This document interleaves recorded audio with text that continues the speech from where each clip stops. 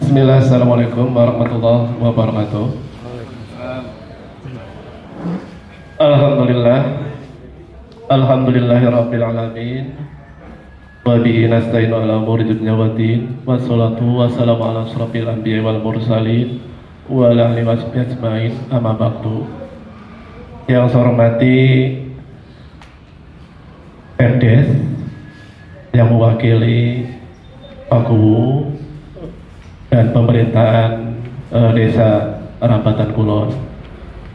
Yang saya hormati para ketua BPD, anggota dan atau yang mewakili. Yang saya hormati rekan-rekan BPD Desa Rambatan Kulon. Sebelum kegiatan ini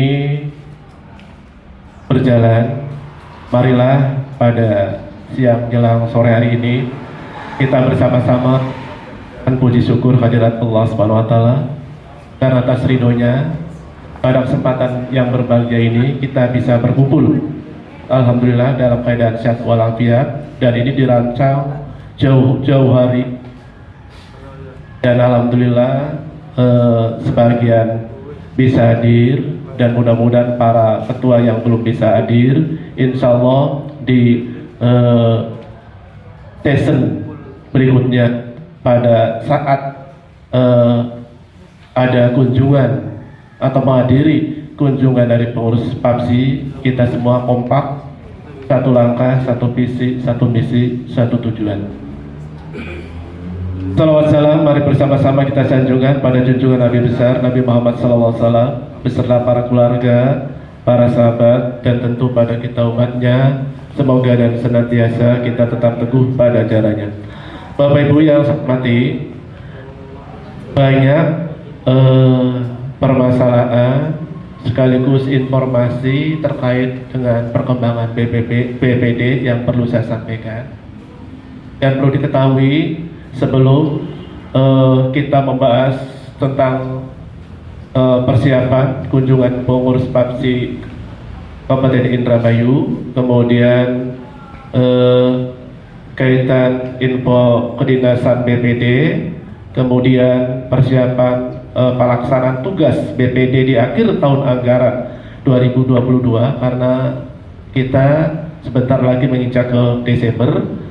Kemudian kita jika disepakati mempersiapkan, merumuskan untuk mengadakan studi banding dalam tingkat wilayah kecamatan, benar mekanisme, kemudian pembiayaan dan sebagainya. Jika setuju kita musyawarahkan pada forum ini. Sebelumnya perlu diketahui bahwa sebagian dana Baprom tahun 2022 hampir sebagian sudah cair, dan mohon bagi desa yang belum melaksanakan peningkatan kapasitas BPD, mohon segera dilaksanakan. Yang kedua, kaitan dengan infrastruktur desa kita, desa saya Rambatan Kulon, dilaksanakan perbaikan atap belakang, dan mohon kepada desa-desa lain untuk mengontrol, sebab salah satu fungsi BPD adalah pengawasan.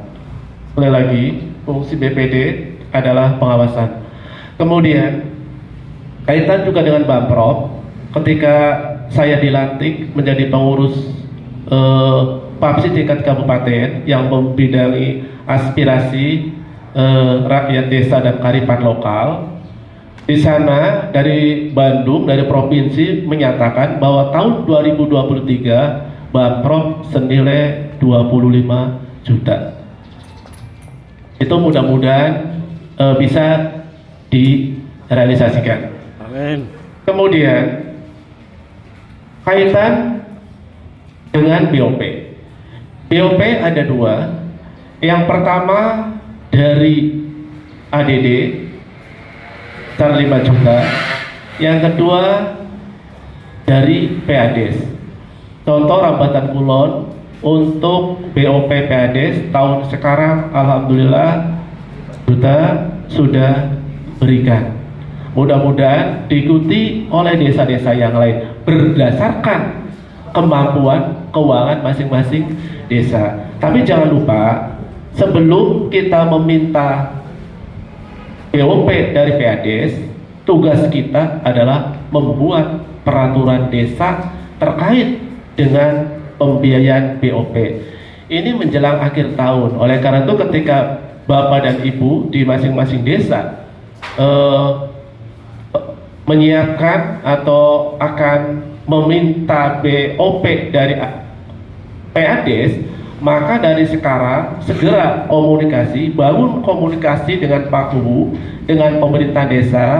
Sekali lagi, kita bukan oposisi, kita mitra kerja. Bangun keharmonisan antara BPD dengan pemerintahan desa. Ketika itu terbangun, insya Allah jalan menuju ke sana akan mudah. Sebagai barometer, sebagai ukuran adalah Desa Rambatan Kulon.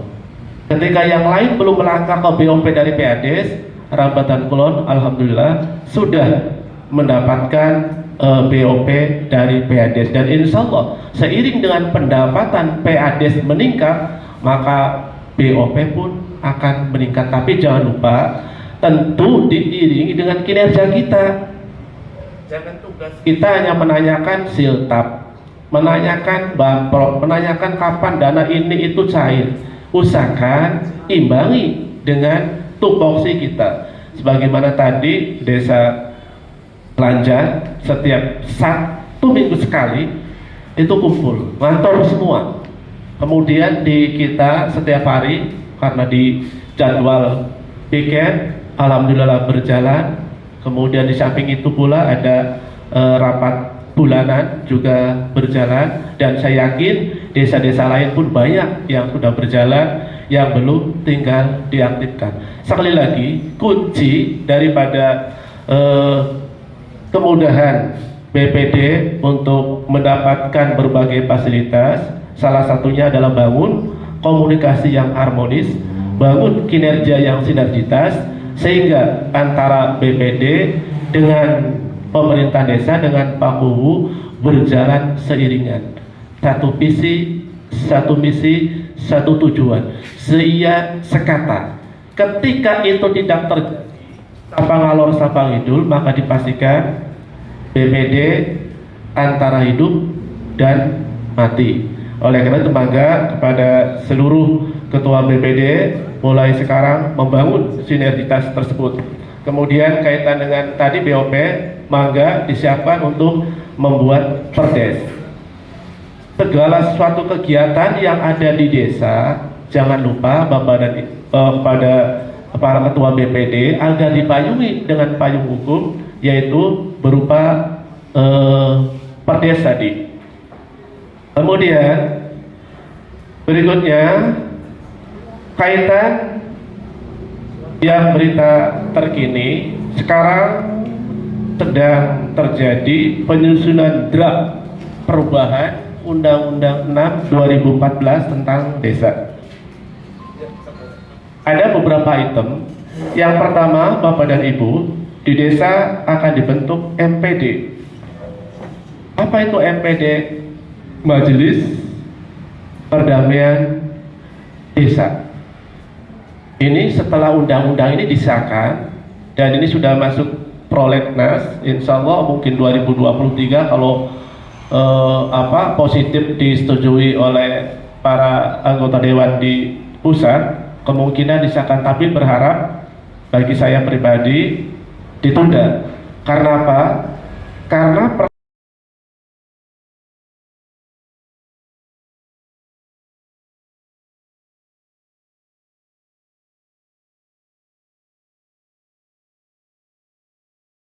pertama, bunyi dari pasal 61 Undang-Undang 6 2014, BPD berhak mengawasi dan meminta keterangan tentang pembangunan BPD berhak mengawasi dan meminta keterangan tentang penyelenggaraan pemerintahan desa kepada pemerintah desa. Yang kedua, BPD menyatakan pendapat atas PPD, penyelenggaraan pemerintah desa, pelaksanaan pembangunan desa, pembinaan kemasyarakatan desa, dan pemberdayaan masyarakat desa. Kemudian poin C, mendapatkan BOP, bantuan atau mendapatkan biaya operasional pelaksanaan tugas dan fungsinya dari APBDes. Ketiga poin tadi akan berbunyi di pasal 62 Undang-Undang 6 2014. BPD berhak mendapat di poin E, mendapat tunjangan dari APBDes akan diganti dengan tunjangan bagi BPD sebagaimana dimaksud dalam pasal 62 huruf E, diberikan berdasarkan kegiatan, bukan diberikan setiap bulan yang melekat pada tunjangan kedudukan.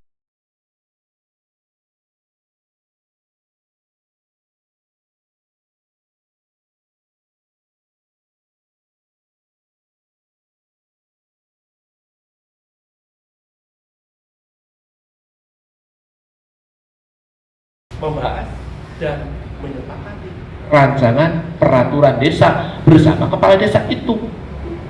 Berarti Pak tiap bulan tidak ada, hilang. Kalau ini jadi resmi disahkan, ini barangkali pentingnya Bapak dan Ibu kita berkumpul. Bahkan kemarin ketika saya pelantikan Majalaya, Siltap BPD dari PAD sudah mencapai angka 5 juta. Majalaya itu kabupaten. Karena apa? Tadi aset yang dikelola BUMDes berkembang maju. Sama di desa Rambatan Kulon, di desa Bangkir, ketika pasar yang dikelola desa itu maju, kemungkinan juga akan berdampak jika undang-undang perubahan ini tidak disahkan. Kalau disahkan, kita ya tadi ketika Pak Dede, Pak Haji, para ketua melaksanakan musdes baru dibayar berapa ini? Sekersai tubuh kersa 30.000 ya 30.000-an, kersa 20.000. Ini barangkali situasi terkini yang Bapak Ibu meski dan harus tahu ke depan ketika itu terrealisasi. Minimal Bapak dan Ibu sudah ada gambaran, oh iya seperti itu, begitu.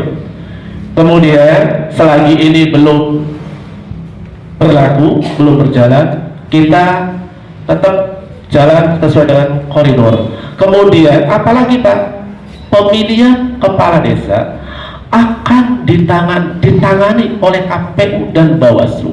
BPD lagi tidak ada kewenangan BPD membentuk panitia pilgub. Ini perlu diketahui oleh Bapak dan Ibu.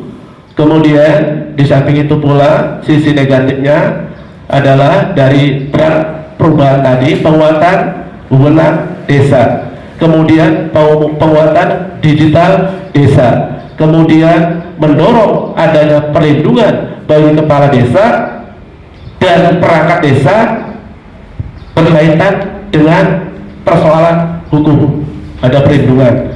Kemudian berikutnya mengantarkan perangkat desa untuk diangkat menjadi P3K. Jadi posisi di perangkat desa, posisi di pemerintah desa punya masa depan yang cemerlang. Ini perlu diketahui oleh para ketua BPD. Tapi sekali lagi, meski begitu, karena ini masih dalam tataran penggodokan, tapi siap-siap saja.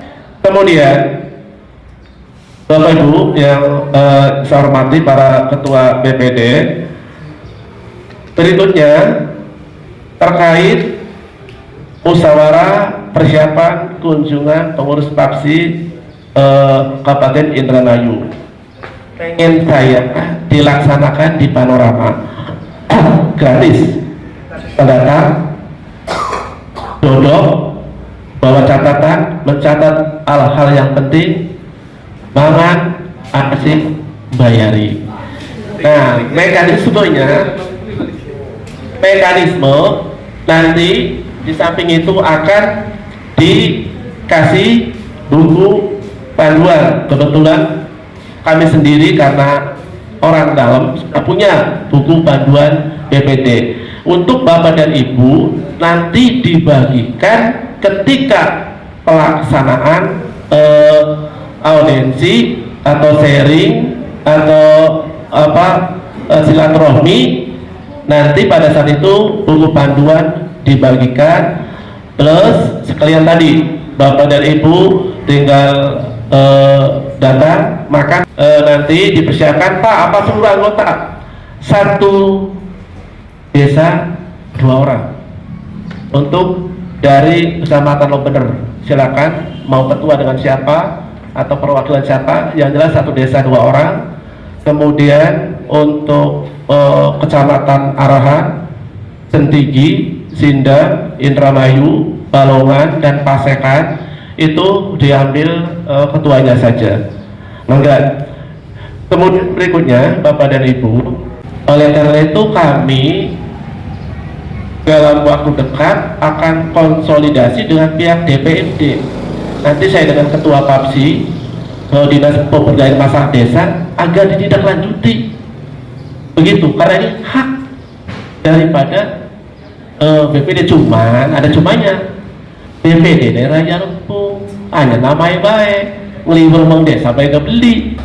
Beda dengan di Kecamatan Lobener, ada beberapa desa yang sudah punya kantor sekretariat. Kemudian rata-rata di Kecamatan Lobener para ketua dan anggota itu aktif menyikapi perkembangan, keberadaan, situasi dan kondisi di desa masing-masing. Ini yang patut saya apresiasi. Bahkan insya Allah di Kota pun tidak akan kayak di Lobener. Kata Pak Ketua PAPSI, bisa jadi contoh untuk Kecamatan Lobener dalam hal garis koordinasi daripada para ketua BPD. Oleh karena itu, sekali lagi, sekarang sudah ada keran, ada pembuka. Ketika ada permasalahan di desa, bisa menindaklanjuti langsung terkait dengan DPMD. Kaitan dengan tindak yang diduga penyalahgunaan anggaran, kita channel dengan, oleh karena tadi sinergitas dengan pemerintah desa. Dan sekali lagi, mereka yang belum melaksanakan dana Bamprop untuk fisik maupun untuk pelatihan dibatasi sampai Desember. Sampai Desember Bapak dan Ibu. Kemudian apa yang harus kita lakukan? Persiapan pelaksanaan tugas BPD di akhir tahun anggaran itu harus bagaimana? Ada mengkaji dari Undang-Undang 46 2014 pasal 27 dalam melaksanakan tugas, kewenangan, hak dan kewajiban sebagaimana dimaksud dalam pasal 26. Kepala desa wajib di poin C memberikan laporan keterangan penyelenggaraan pemerintahan secara tertulis kepada BPD setiap akhir tahun anggaran. Sekali lagi, BPD wajib melakukan evaluasi LKPPD, LK laporan keterangan penyelenggaraan pemerintahan desa, berbentuk laporan secara tertulis. Saya udah ngomong ke juru tulis, nanti untuk mempersiapkan Desember awal atau pertengahan sudah dilaporkan ke BPD, nanti juga dilaporkan secara transparan terbuka di depan anggota BPD dan RT RW Bapak Ibu, termasuk prestasi-prestasi apa yang harus dilaporkan. Yang pertama, capaian pelaksanaan RPJMDes, rencana program jangka menengah desa, RKPDes, rencana kerja pemerintah desa, kemudian APBDes, anggaran pendapatan dana desa. Itu capaian itu. Kemudian yang kedua, capaian pelaksanaan penugasan dari pemerintah, baik pusat provinsi maupun kabupaten. Yang ketiga, capaian ketaatan terhadap pelaksanaan tugas sesuai dengan peraturan perundang-undangan. Yang terakhir, prestasi kepala desa. Bangkir kebetulan pernah dapat prestasi tahun ini. Itu disampaikan nanti di depan anggota BPD dan masyarakat diwakili RT. Itu Bapak dan Ibu, dan ini yang dilakukan, diingatkan oleh Bapak Ibu. CT siapkan membuat LKPPD, laporan keterangan penyelenggaraan pemerintah desa dalam bentuk